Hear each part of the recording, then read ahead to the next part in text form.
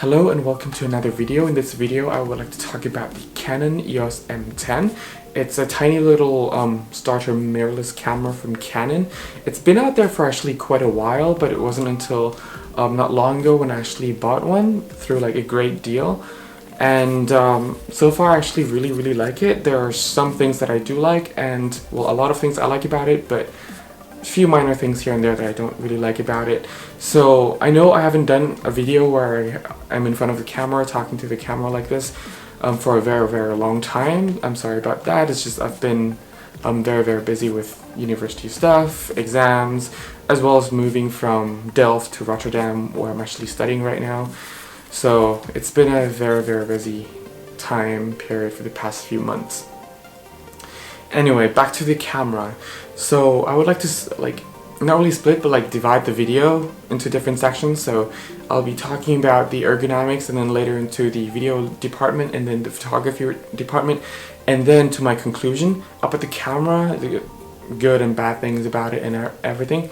So yeah, let's get right into it. So obviously I'm not one of those people who make reviews or impressions or whatever kind of video right when the product comes out, or a few days or a few weeks after the product comes out. I'm a person who actually invests in the product and then put it through its paces, and then really know the flaws and everything of the product before I can actually make a review or make my impression video about it, or put some judgmental on the product. Anyway, let's move into the ergonomics department, well, how it's built. So it's obviously a plastic camera, but it's nonetheless very well built. So it wasn't until last weekend, so last Saturday, when I did my very last test on this camera, which was shooting time-lapse with this camera. I was doing it in 4K, but it was like a really stormy weekend here in Rotterdam. Like, there was even this warning, it was like medium storm, so yeah, I wasn't really aware about that until I stepped out of the house. But I was like, okay, I already packed everything, I still want to get my shots rather than going back inside and hide from the storm.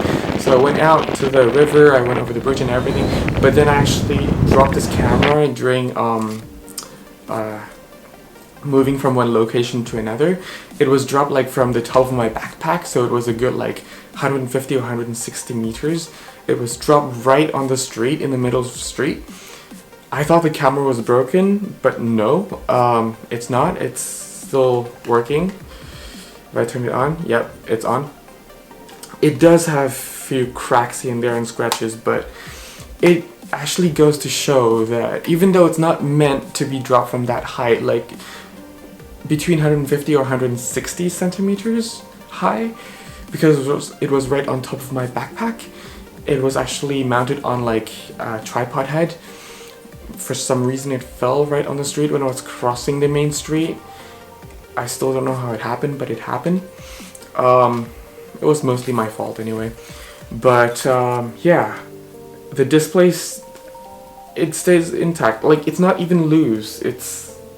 Everything works perfectly. The battery, all the, like with some entry-level DSLRs, when you drop them, there's a chance that you also might lose some data in your SD card, but no, I did not lose any data in my SD cards.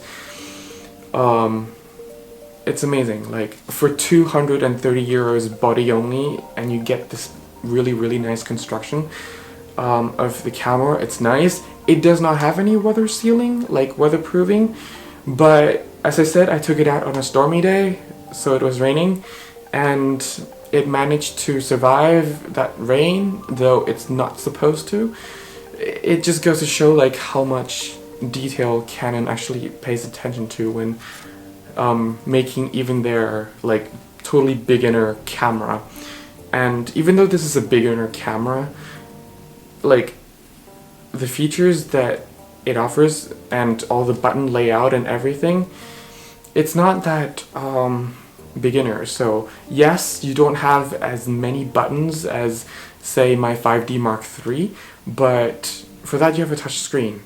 Like you don't have a dedicated white balance button, you don't have a dedicated drive button, whatever, but with the touch screen you can actually like press on any single function you want, which makes, you know, a lot of things easier because you see exactly what you're gonna get.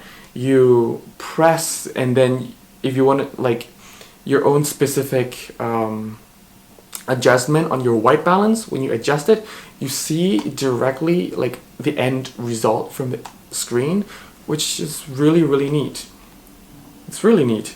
And it's not that I can't do it with my 5D Mark III, but hey, I would never expect a 230 euros camera, body only, to actually have that capability. But it does, and it also has a pop-up flash, so like that. And with this kind of flash, I'm glad that it's like bouncy, so you can actually get even more creative with the flash. Say if you are gonna go out with your friends and you're gonna use your friend as your model, then it's nice like to be able to actually have some creative control over the lighting. It's not dramatic, but it does help. But on the other hand, like I'm not a big flash gun kind of guy. I'm not into flash photography that much. Though if, like when I usually use flash, it's gonna be like usually in a studio or when I need a huge contrast kind of thing, which I don't do as often as I used to because I'm studying full-time now rather than used to work. And for some reason my neighbor is making some sound in the kitchen. I'm assuming that's the washing machine, but it's tough sometimes living with other people. But anyway, back to the camera. For 230 euros, I know I keep on emphasizing it, but it's just ridiculous. I find, you know, you get a really nice articulating screen as well. I mean, you know, I've tried the Sony system, the A5100, and that's like around 500 euros. It does rotate, but the touch screen is just not as good as this one. Sure, it has more benefits on its focusing system, which we'll get on later with. Anyway, but yeah, that's pretty much the ergonomics. I actually wanted to get the black version, but since it was on promotion, like that means the camera was even lower than 230 euros. You know, the original price you pay between 230 and 250, but because it was way lower than that, because it was on special deal, Chinese New Year, thank you. There were only two bodies left, and they both were white, and I had no choice but to go with white. I wanted the black because it would be like less slippery. I'm not saying that this is slippery, but say if you have an oily finger, if you have like, I don't know, you just went to a restaurant and had chips and your fingers are oily and then you touch your camera, then it doesn't feel that safe at all. But whereas, you know, the black version, it's matte and it just feels like you have more grip. But yeah, it's been like this since the very first Eos M, so Eos M, classic, original, whatever. But yeah, one downside that I find, well, two downside is, one is no hot shoe. They replaced it with stereo microphone, which is okay. Then there's no port for the microphone. I mean, at least add a hot shoe. I mean, a hot shoe may have a weird design on this kind of camera, but it will make a lot of use. Not only that, you can actually add a microphone there, but you can also add like other lighting setup or whatever rig you want to put on. But yeah, since this camera isn't that good in video, it's not even as good as something like my 70D or my 5D3 or even my 5D2. In that regard, you know, you can't do much, but it's always good to add something more, so to speak. Anyway, moving on to the video department. This is going to be a short one. It does 1080p video, pretty standard. So yeah, YouTube supports 1080p full HD, and it supports 4K as well. Not this camera, but you know, for like 230 euros camera to do 1080p with APS-C size sensor. So this is the size sensor that, like, sensor size that you would find on like 70D, 60D, 550D, 600D, 750, so on and so forth. All the crop sensored cameras from Canon. And though it does not deliver the sharpest video, it's not even as sharp as something like a 70D, 750D. You get the point. It's actually not even as sharp as the elder brother, the Canon Eos M3. But even though if you don't like post-processing, but if you do a little bit of post-processing, like add a little bit % of sharpening as well as a little bit of color grading, you can get some really nice results. I guarantee you can actually get some nice results with it, with this one. So, you know, having an APS-C size sensor that actually films full HD, and you can actually change the actual lens on here, makes this camera a really, really good video camera as well. As I said, it's not going to be as sharp as, say, the 70D or the 60D, or you get the idea. But, you know, as I said, if you control the lighting properly, after a while, like if you're a beginner to this, after a while, if you know how to control the lighting, your shutter speed, your white balance, your ISO, which this camera does give you full manual control in both photography and video, you will actually deliver really, really, really, really good video at some point after you master all of those. And just to clarify a bit, like, I'm sure some of you are probably asking, like, David, you own the 5D Mark III, 5D Mark II, 70D, and many more other cameras that is more fancy than this camera. Why did you buy it? My short answer is, well, I like it. It feels like it fits into the category that I like it to. I have other mirrorless cameras, but it's not as portable. If it's even more portable than this camera, then it tends to be like, it doesn't deliver as good of quality as this camera does. And this camera is like really portable, but delivering that good quality, like good enough quality to me, which I'll get to later on in the video. Anyway, moving on. I actually would not rely on the autofocusing system on this camera that much. It's not as fast as, say, the Canon. Oh, I just turned it on. As the Canon 70D with autofocusing system. I'd say it's on par with something like the Canon EOS 650D and the 700D, but the 760D and the 750D will do a much better job. So if you're looking for autofocusing in video, you might be better off with something like Canon EOS M3, or if you're going to DSLR, Canon EOS 700D nowadays, you can get it for a pretty affordable price. It's actually still a really, really nice camera to shoot video on.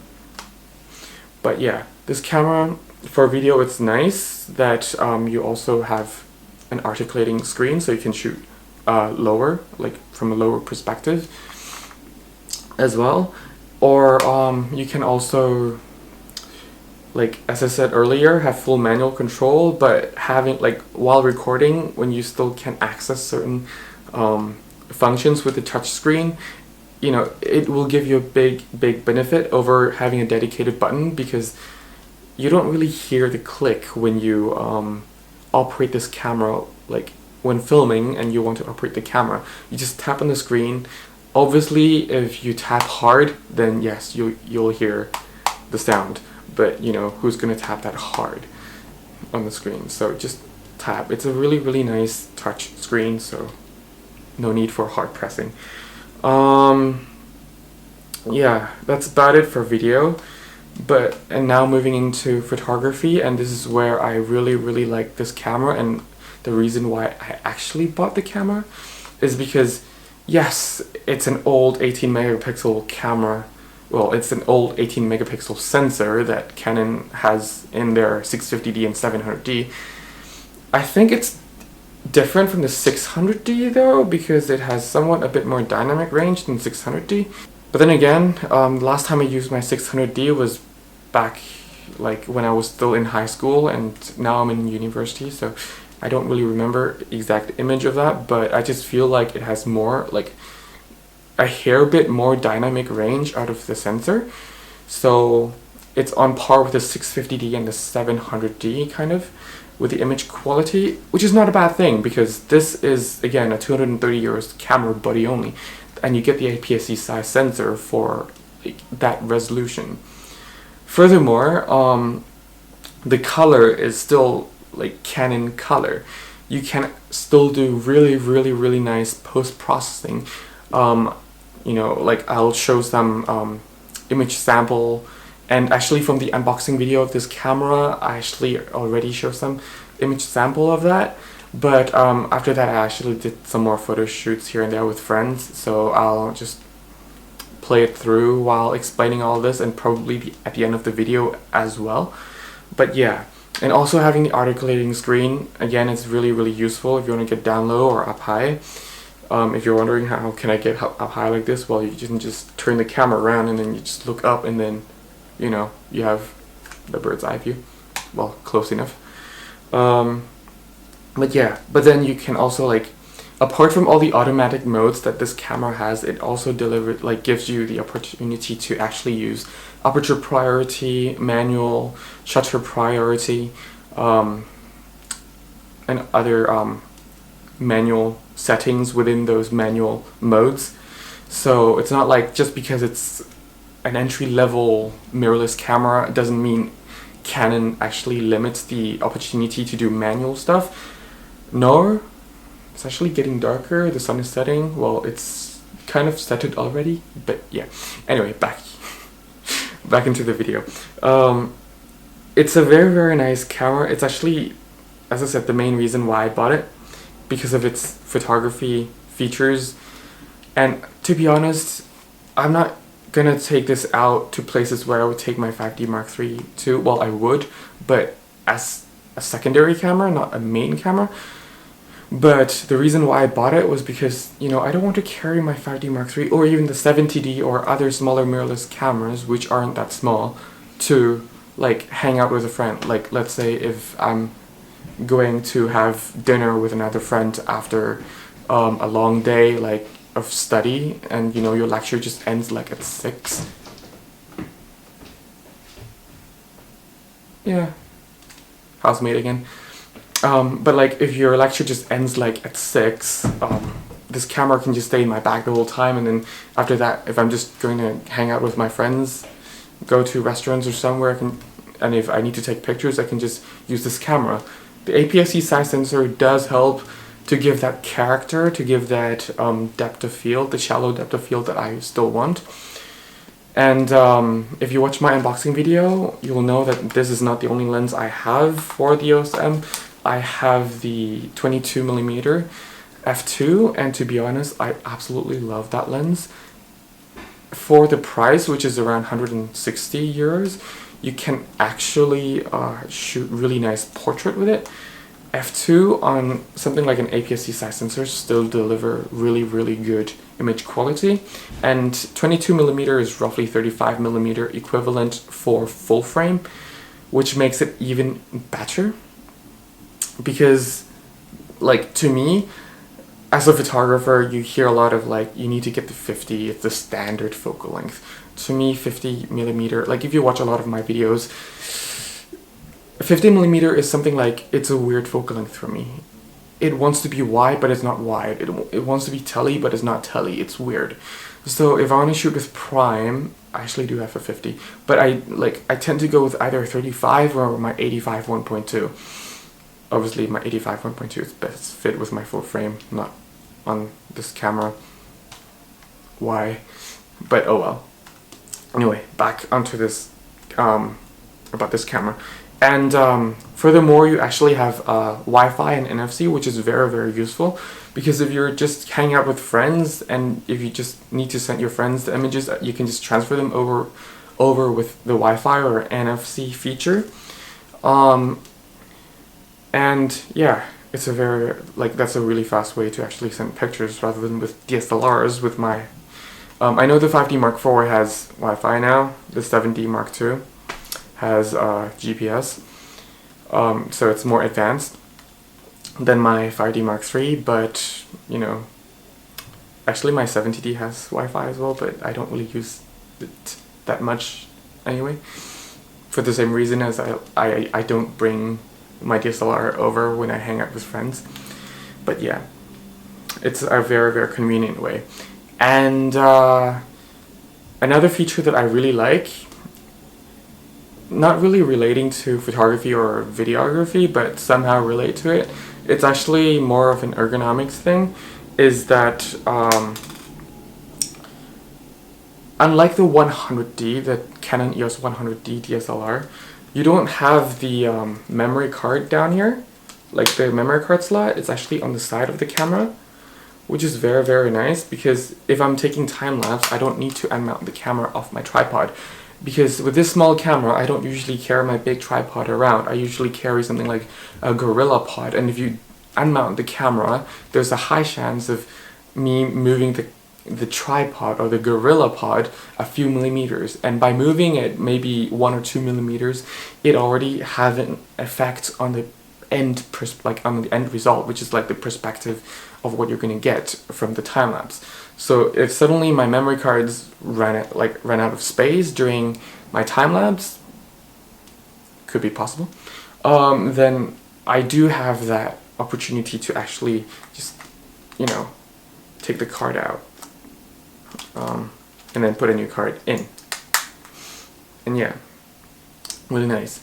What I like, this is also for photography and video. Like, what I like is that there's a tripod mount underneath the camera. Like, a lot of cameras actually has tripod mounts, but what I like is that it's pretty much in the center where the lens is. Now, a lot of even more expensive compact cameras or some mirrorless cameras out there have their tripod mount a little bit more to the left or to the right. This is a huge deal if you're actually doing photography and filmmaking. Well, actually more in photography side, is that especially if you're doing panorama picture, like proper panorama picture that you will stitch later on in your post-processing, is that the perspective is different when you're moving with a ball head, you know, not ball head, but I don't know what kind of head you call, like specially made for panorama. So it's nice to have it actually directly in the center. But yeah. Next is low light. Low light, this camera actually goes up to ISO 25,600, so for 230 euros, you're getting a camera that goes all the way down to 25,600 ISO, and it starts at 100. The downside of that is, though, it doesn't go in a third of a stop. So from 100 it goes to 200, 200 it goes to like to 400, 400 to 800. It's a full stop. So what professional cameras that I'm used to, it goes like from 50, 100, 125, 150, I think, 200, 225, 300. You know, like there are more stops in between before reaching the next one. And sometimes I feel like I just need ISO 1250, but this camera doesn't have that. It has ISO like 800 and then 1600, I believe it was. Let me just check. ISO, yeah, 800 and 1600. You know, that's a huge jump. And on my DSLR, I can go from like 800, 1000, 1250, and then 1600. Sorry about that. The camera died because the battery, like I wanted to finish the last bit of the battery, so I just put my old battery in. So rather than just putting on charge, which would be bad for the battery, I wanted to actually finish the battery first, like let it run out. But obviously I didn't know that my review would take this long. I'm sorry, but yeah, the camera shut down because low battery. Now I just have a new one in. I stole it from my 5D Mark III and then put it into my 70D. But yeah, anyway, back to the video. I was talking about the ISO, and yeah, it doesn't go full stop. Now into my conclusion. Like, I don't want to make this video that long. I know it's not very informative as I wanted to, but on the other hand, making the video too long is also not really good either. So yeah, now into my conclusion. I think that this camera is great for a beginner, or those people who already have like DSLR but also want like DSLR quality, because essentially it's an APS-C size sensor in here for like 230 euros, and if you buy the lenses, which does not cost a lot, or if you're like a Canon user and you have the adapter, like all you have to buy is the adapter for like certain smaller lenses that EF lenses would offer, or EFS lenses would offer, then yeah, it's great. It is slow in focusing, so if you're from something like a Canon DSLR world and always used to, or any other DSLR world, and you're used to like fast focusing through the optical viewfinder, using an LCD, which is a good LCD, you still can see in direct sunlight, but it can be a little pain because it doesn't focus like that. You know, like, I totally understand, like, coming from my 5D Mark III or even my 70D in this matter, you know, you look through your screen, you just have press your shutter, and then it's like, it's that instant, the focusing system. It's really that instant. If it's not, then you can just check your focusing speed. So there's actually a dedicated menu for how fast you want your focusing system to run. So with my 5D Mark III, I am able to do that. So if I want it really fast, then I just put it to the fastest, and then boom, I always have fast focusing. Whereas on here, not very many people are coming from something like 5D Mark III and then buying this camera. Obviously not. I'm one of the crazy ones. But if you're used to that, then you know it can be frustrating with this. But otherwise, it's not that slow. It also depends on which lens you put it on. So with the original Eos M, when it came out, it got a lot of critics for its slow focusing system. But a lot of people were also testing it on the 22mm f2, one of the kit lenses that came with the camera. Now that lens in particular, even if you put it on the Eos M3, which has incredible autofocusing system for mirrorless in Canon line, or even the M5, the higher up version, it will focus really slow because that's a slow focusing lens. You know, like I tested the speed between this lens and my 22mm on this camera. You know, 22mm is like you're waiting, but this one is like boom, boom, it just spot on. Like, it just focused pretty instantly as I wanted to. Well, not as fast as my 5D3, but you get what I mean by fast focusing, right? And yeah, that's just the downside on the focusing system. The video is alright if you want to film your travel vlogs or travel video. This is a really nice camera with the articulating touchscreen. It's really nice to film along. Be careful of moire and aliasing, but if moire and aliasing is not such a big deal to you, then sure, go ahead.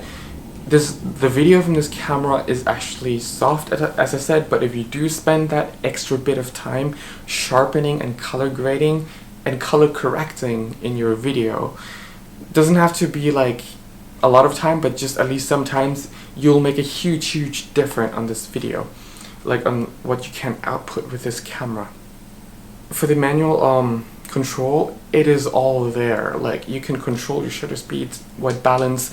You can even set your own white balance picture style, which is really, really unique, because I thought you couldn't do that with this camera, but apparently you can, and no one actually talks about that. The time-lapse feature, it will not do time-lapse. Like, it doesn't have that feature. You have to buy the app. Like, there are a lot of apps that does it, because, like, this is one sweet thing about this camera, that it has Wi-Fi feature. Because it has Wi-Fi features, there are a lot of apps out there already. You can search for them, especially on iOS. If you're using iPhones or iPods or any Apple devices, you'll find a lot of any Apple mobile devices, you'll find a lot of apps that will handle EOS M10 to do its time-lapse.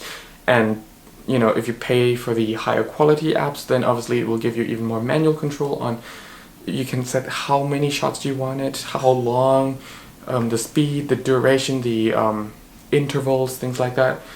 It's all there. And you know, I think if you know how to work with this camera, it will be a great camera. And early in the video I did say it's an overlook camera. Well, just look at the results, what I can produce from a short amount of time. Those aren't even my professional work yet. They're just like, okay, I have time, I'm gonna go out and just shoot random stuff with either friends or alone. So yeah, if I can produce this kind of results, I'm sure you will be able to produce even better, much better, because especially if it's going to be your main camera, then you know, it's easier to just express all your perspective. Oh my god, I'm starting to hate my housemates now. They're usually nice, but why are they usually like making some loud sound when I'm recording?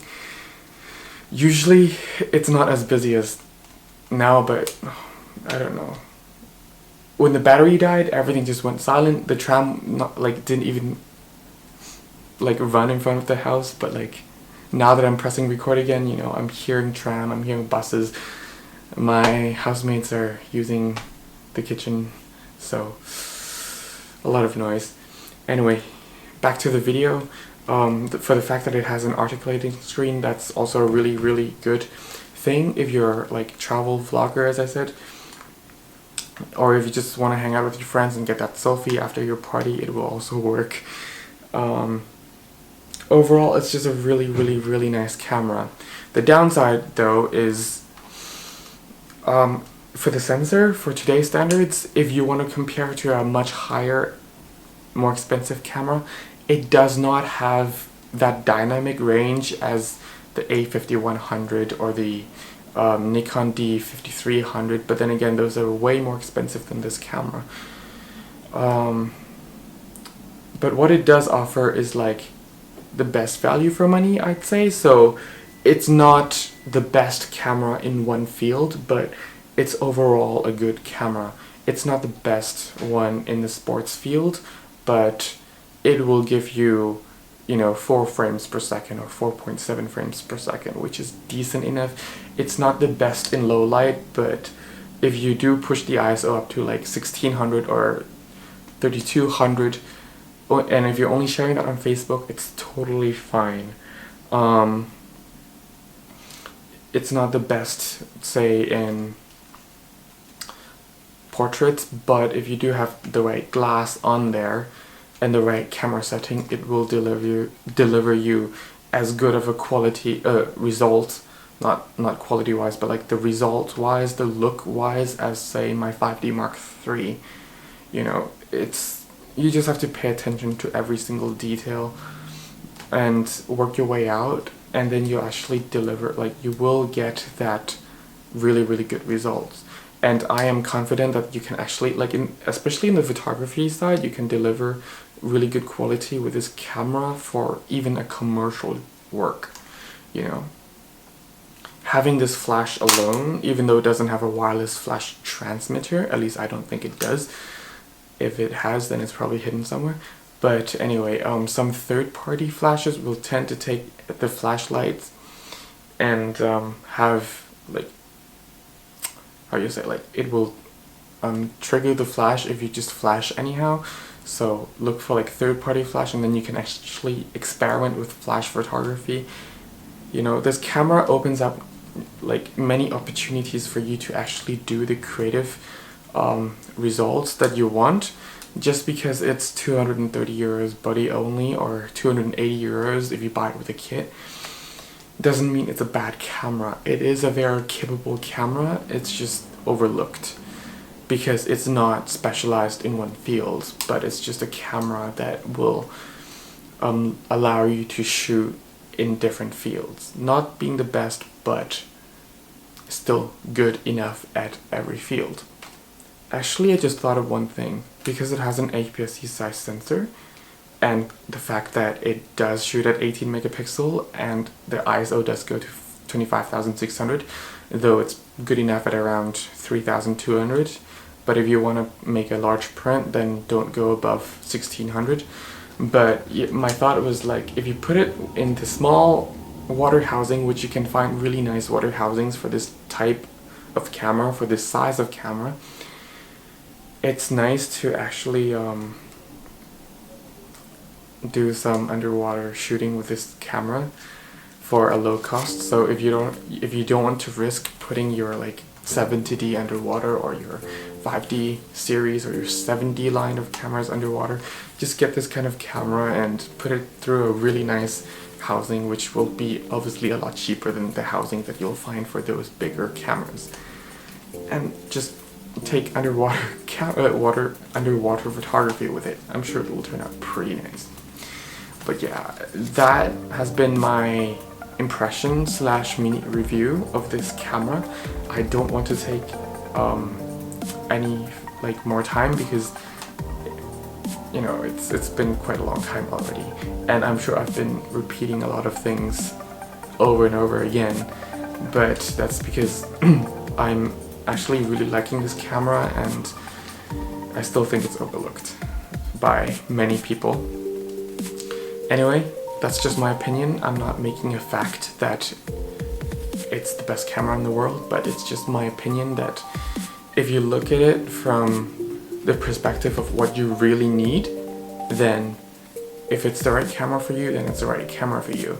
It doesn't matter if you have a camera that you're looking at has more frame rates, has more megapixels, has more dynamic range, what have you. It only matters if the camera actually delivers what you need, not winning. Like, it's not about winning what the other camera has, but if it has what you need, if it delivers the results that you like, then you know it's fine. But yeah, I don't want to make this video any longer, so at the end of this video I'll show pretty much some results from what I have from what I got out of this camera, and then yeah, it's a wrap now. Thank you very much for watching, and I'm sorry for a very long repetitive video. Please subscribe. I'm still not really new, but I'm slowly starting to become more and more serious about YouTube now, so I'll definitely upload more videos. So yep, yeah, and that's it. Thank you very much for watching, and have fun shooting.